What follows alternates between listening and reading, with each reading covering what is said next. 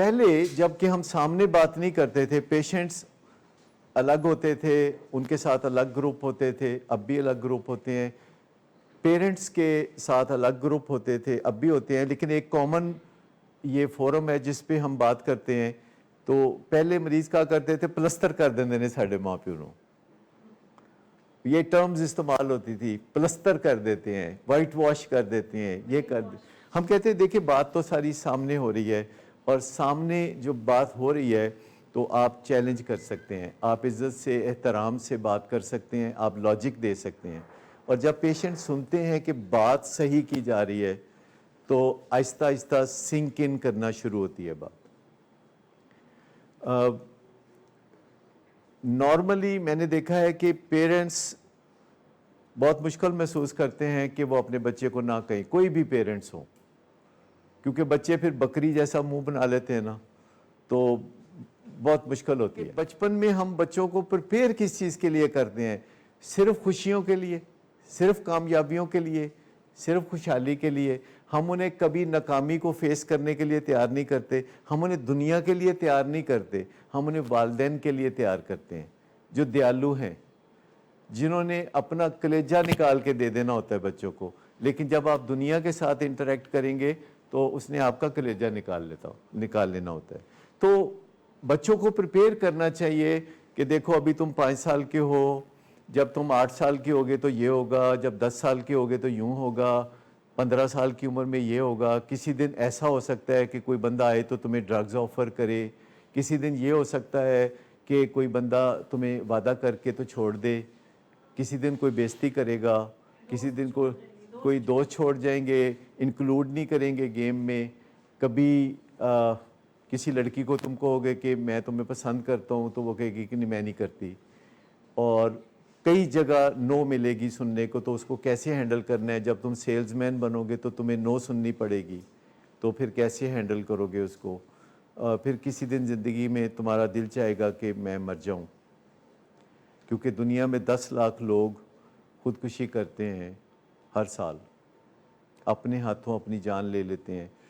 5 لاکھ لوگ دوسروں کے ہاتھوں جان کھو دیتے ہیں، تو اپنے ہاتھوں 10 لاکھ لوگ جان کھو دیتے ہیں. تو اس کے لیے بھی تیار کرنا ہوتا ہے کہ نہیں، تم نے اپنے خیالات پہ قابو پانے. کئی دفعہ او سی ڈی ہو جاتی ہے، کئی دفعہ اس طرح کی بیماریاں ہو جاتی ہیں جس میں وہم ہوتا ہے کہ مجھے بیماری ہے، مجھے یہ بیماری ہے، مجھے وہ بیماری ہے، مجھے فلاں بیماری ہے، مجھے فلاں بیماری ہے. اس کو ہائپوکونڈریسس کہتے ہیں.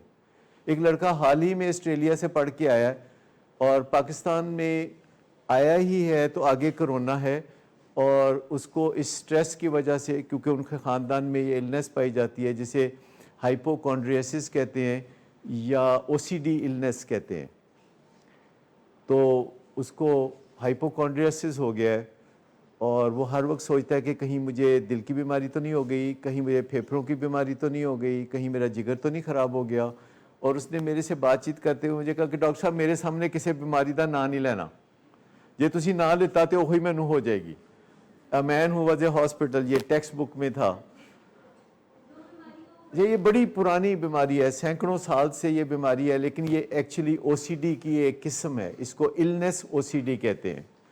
اب یقین کریں سارا مزہ کرکرا ہو گیا اس کا آسٹریلیا سے پڑھ کے آنے کا. آگے وہ سی ایس ایس کرنا چاہتا ہے، بڑا افسر بننا چاہتا ہے، لیکن سارا دن وہ اس مسئلے کو نپٹاتا رہتا ہے کہ مجھے کوئی بیماری تو نہیں ہو گئی، اور کہتا ہے پہلے میں اس مسئلے کو نپٹا لوں اور پھر میں سی ایس ایس کی تیاری کروں گا. اور رات کو وہ سوتا نہیں کہ اگر میں سویا تو سوتے میں کچھ ہو گیا تو پھر بہتر ہے کہ میں جاگتا رہوں. آپ اندازہ کریں کہ آسٹریلیا کی ساری تعلیم بیکار چلی گئی، خوشیاں بھی نہیں منا سکے خاندان والے، اور اب اس کو النس او سی ڈی کا سامنا ہے. اور وہ ہر ایک سے تسلی مانگتا پھرتا ہے کہ میں نے کوئی بیماری تو نہیں.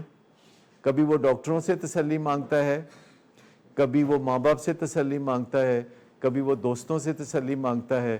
آج یہاں داخل ہوتے ہوئے ہمارے گارڈ کو پوچھتا ہے کہ یار میں نے کوئی بیماری تو نہیں؟ وہ کہتا ہے جی مینوں کی پتا. کہندے نہیں تسی روز اتھوں ویکھدے ہو نا اندر آندے نے لوکی تے کچھ دا چہرہ ہوندا ہے بیمار والا، کچھ دا نہیں ہوندا، تے تو کہہ دے کہ میرا چہرہ بیمار والا نہیں. یہ اتنا وہم ہوتا ہے، او سی ڈی میں اتنا وہم ہوتا ہے. او سی ڈی میں کل ہی ایک سٹوری پڑھ رہا تھا جس میں ایک لڑکا اپنے والدین کو کہتا تھا کہ مجھے روزانہ 2 شرٹ لے کے دیں جو کہ میں اپنی کبرڈ میں لٹکاؤں، نہیں تو میرے چچا کی ڈیتھ ہو جائے گی. یعنی یہ کوئی وہ شرٹس حاصل کرنے کے لیے جھوٹ نہیں بول رہا، یہ بندہ واقعی او سی ڈی کا شکار ہے جس کا خیال ہے کہ اگر اس کی کبرڈ میں 2 شرٹس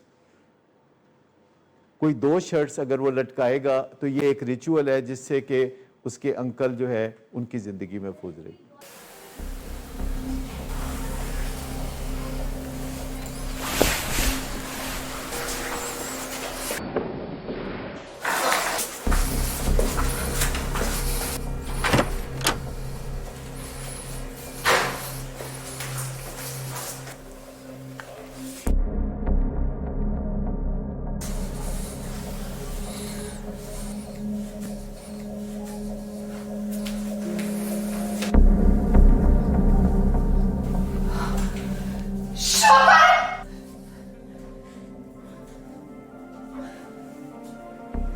شراب نوشی کی وجہ کردار کی خرابی نہیں، موڈ کی خرابی ہے.